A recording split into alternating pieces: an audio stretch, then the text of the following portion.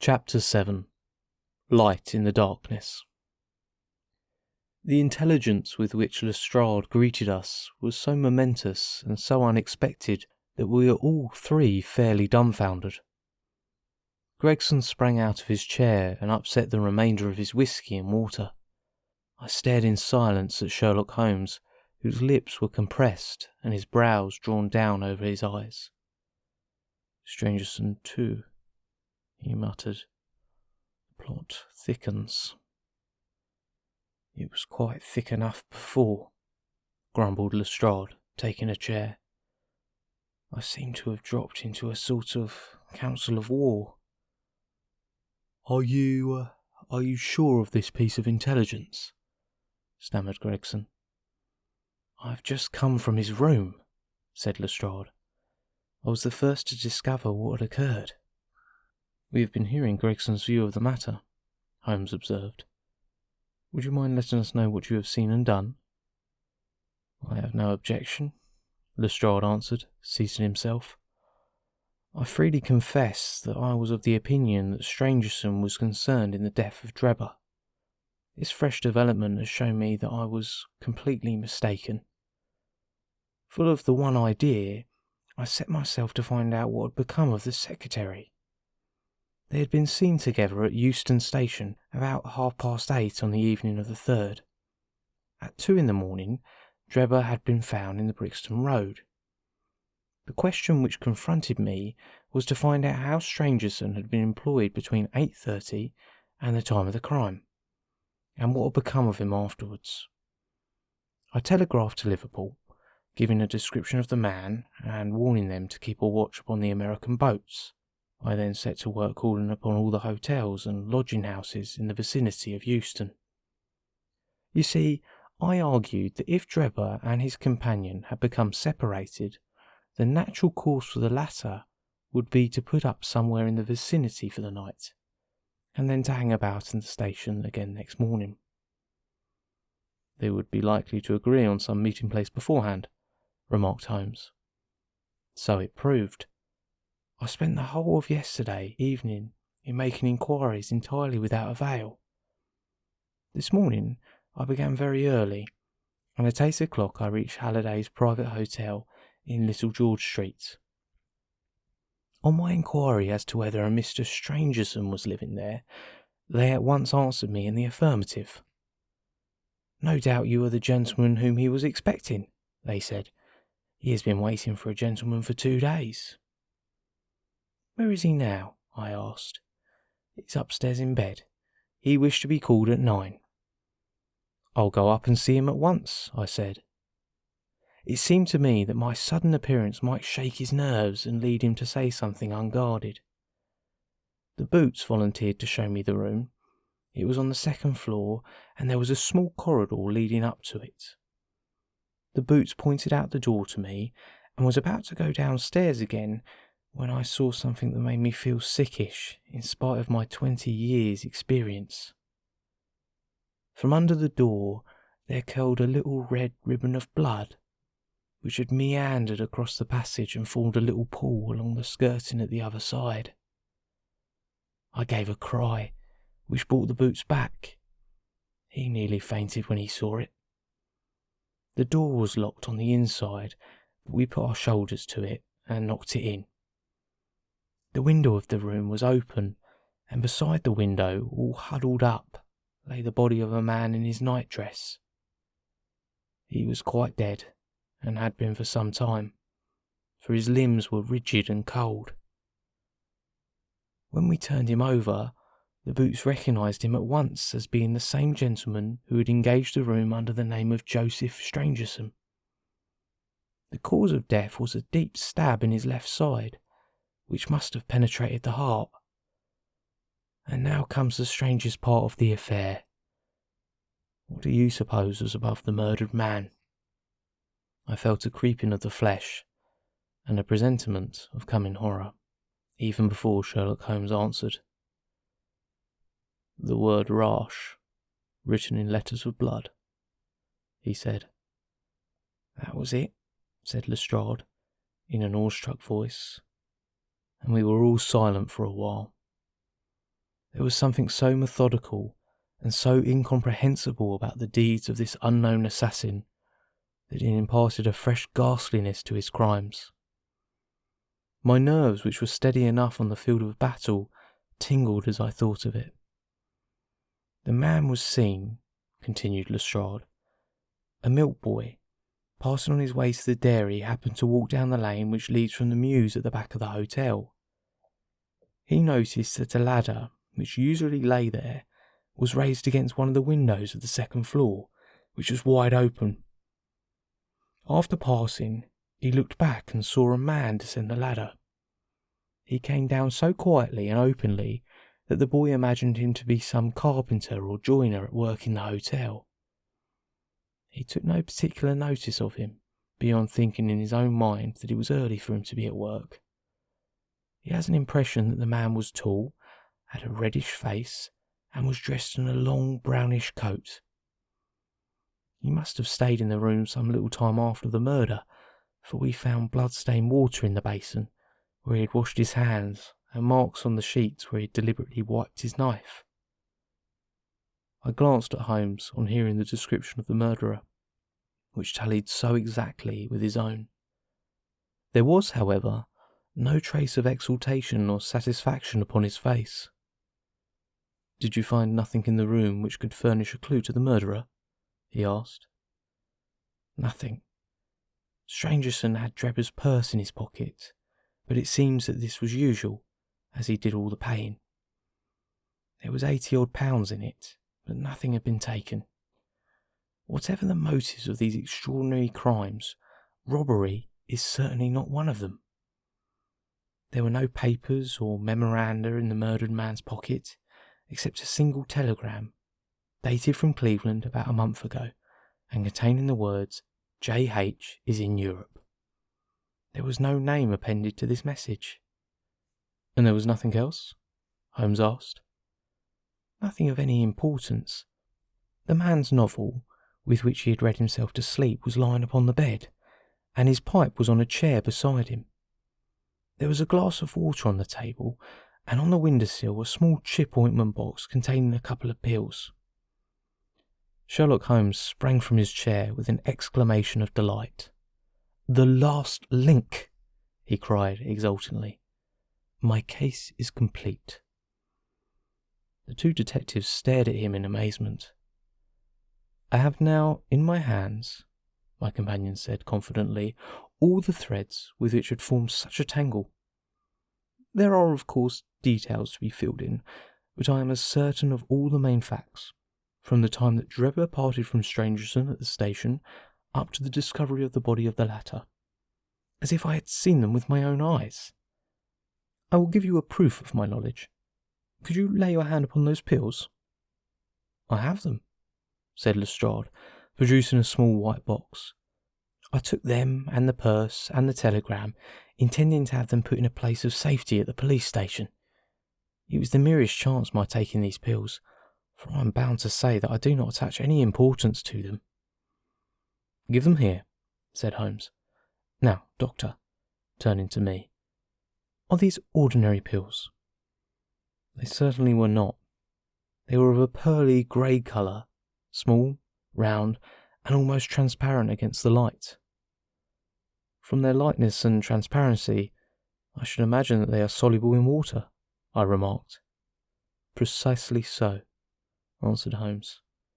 "Now, would you mind going down and fetching that poor little devil of a terrier which has been bad so long, and which the landlady wanted you to put out of its pain yesterday?" I went downstairs and carried the dog upstairs in my arms. Its laboured breathing and glazing eye showed that it was not far from its end. Indeed, its snow-white muzzle proclaimed that it had already exceeded the usual term of canine existence. I placed it upon a cushion on the rug. "I will now cut one of these pills in two," said Holmes, and drawing his penknife, he suited the action to the word. "One half we return into the box for future purposes. The other half I will place in this wine-glass, in which is a teaspoonful of water. You perceive that our friend, the doctor, is right, and that it readily dissolves." "This may be very interesting," said Lestrade, in the injured tone of one who suspects that he is being laughed at.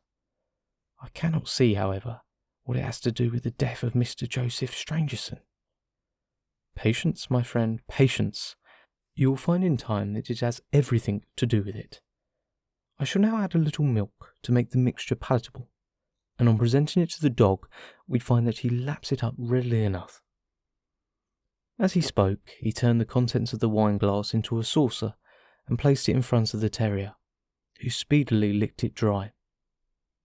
Sherlock Holmes's earnest demeanour had so far convinced us that we all sat in silence, watching the animal intently and expecting some startling effect. None such appeared, however. The dog continued to lie stretched upon the cushion, breathing in a laboured way, but apparently neither the better nor the worse for its drought. Holmes had taken out his watch, and as minute followed minute without result, an expression of the utmost chagrin and disappointment appeared upon his features. He gnawed his lip, drummed his fingers upon the table, and showed every other symptom of acute impatience.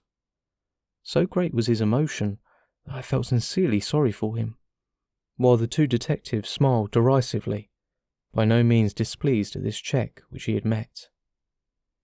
"It can't be a coincidence," he cried, at last springing from his chair and pacing wildly up and down the room. "It is impossible that it should be mere coincidence. The very pills which I suspected in the case of Drebber are actually found after the death of Stangerson, and yet they are inert. What can it mean? Surely my whole chain of reasoning cannot have been false. It is impossible. And yet this wretched dog is none the worse. Ah, I have it! I have it!"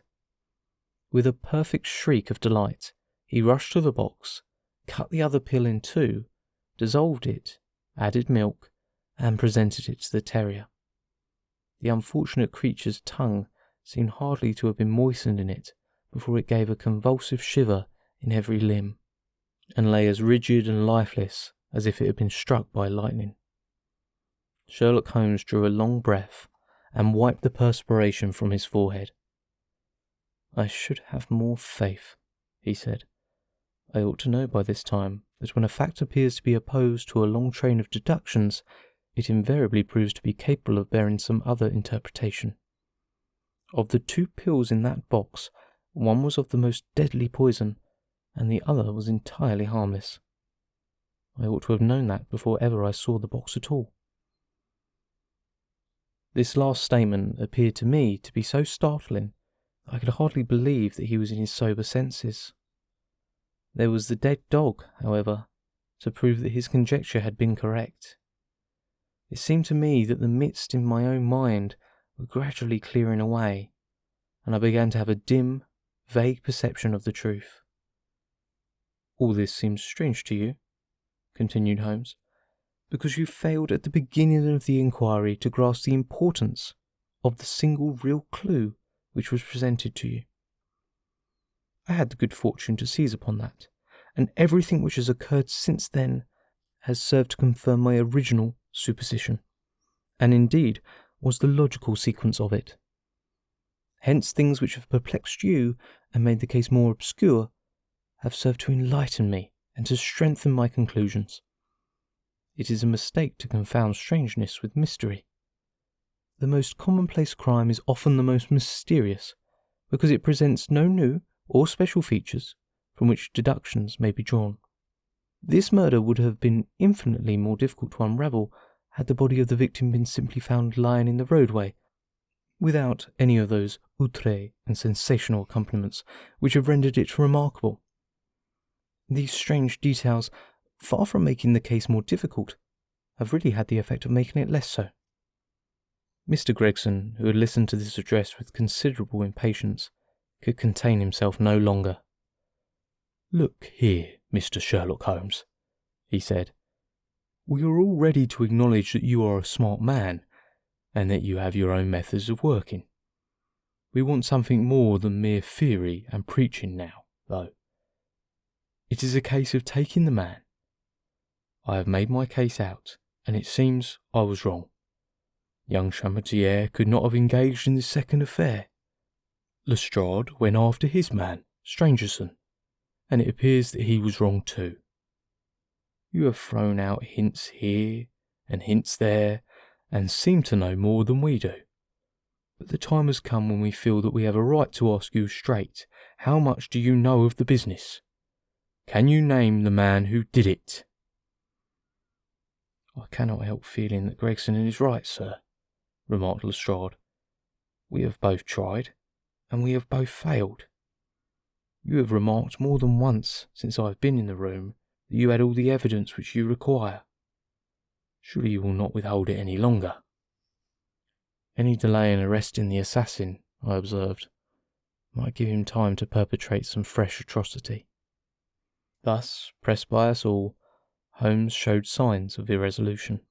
He continued to walk up and down the room, with his head sunk on his chest and his brows drawn down, as was his habit when lost in thought. There will be no more murders, he said at last, stopping abruptly and facing us. You can put that consideration out of the question. You have asked me if I know the name of the assassin. I do. The mere knowing of his name is a small thing, however, compared with the power of laying our hands upon him. This I expect very shortly to do. I have good hopes of managing it through my own arrangements, but it is a thing which needs delicate handling, for we have a shrewd and desperate man to deal with, who is supported, as I have had occasion to prove, by another who is as clever as himself. As long as this man has no idea that anyone can have a clue, there is some chance of securing him. But if he had the slightest suspicion, he would change his name and vanish in an instant among the 4 million inhabitants of this great city. Without meaning to hurt either of your feelings, I am bound to say that I consider these men to be more than a match for the official force, and that is why I have not asked your assistance. If I fail, I shall, of course, incur all the blame due to this omission, but that I am prepared for. At present, I am ready to promise that the instant that I communicate with you without endangering my own combinations, I shall do so. Gregson and Lestrade seemed to be far from satisfied by this assurance, or by the depreciating allusion to the detective police. The former had flushed up to the roots of his flaxen hair, while the other's beady eyes glistened with curiosity and resentment. Neither of them had time to speak, however, before there was a tap at the door, and the spokesman of the street Arabs, young Wiggins, introduced his insignificant and unsavoury person. "Please, sir," he said, touching his forelock, "I have the cab downstairs." "Good boy," said Holmes, blandly. "Why don't you introduce this pattern at Scotland Yard?" he continued, taking a pair of steel handcuffs from a drawer. "See how beautifully the spring works. They fasten in an instant." "The old pattern is good enough," remarked Lestrade, "if we can only find the man to put them on." Very good, said Holmes, smiling. "The cabman may as well help me with my boxes. Just ask him to step up, Wiggins." I was surprised to find my companion speaking as though he were about to set out on a journey, since he had not said anything to me about it. There was a small portmanteau in the room, and this he pulled out and began to strap. He was busily engaged at it when the cabman entered the room. "Just give me a help with this buckle, cabman," he said, kneeling over his task and never turning his head. The fellow came forward with a somewhat sullen, defiant air and put down his hands to assist. At that instant there was a sharp click, the jangling of metal, and Sherlock Holmes sprang to his feet again. "Gentlemen," he cried with flashing eyes, "let me introduce you to Mr. Jefferson Hope, the murderer of Enoch Drebber and of Joseph Strangerson." The whole thing occurred in a moment, so quickly that I had no time to realise it. I have a vivid recollection of that instant, of Holmes' triumphant expression and the ring of his voice, of the cabman's dazed, savage face as he glared at the glittering handcuffs which had appeared as if by magic upon his wrists. For a second or two, we might have been a group of statues. Then, with an inarticulate roar of fury, The prisoner wrenched himself free from Holmes's grasp and hurled himself through the window. Woodwork and glass gave way before him, but before he got quite through, Gregson, Lestrade and Holmes sprang upon him like so many staghounds. He was dragged back into the room and then commenced a terrific conflict. So powerful and so fierce was he that the four of us were shaken off again and again. He appeared to have the convulsive strength of a man in an epileptic fit. His face and hands were terribly mangled by his passage through the glass, but loss of blood had no effect in diminishing his resistance. It was not until Lestrade succeeded in getting his hand inside his neckcloth and half strangling him that we made him realise that his struggles were of no avail.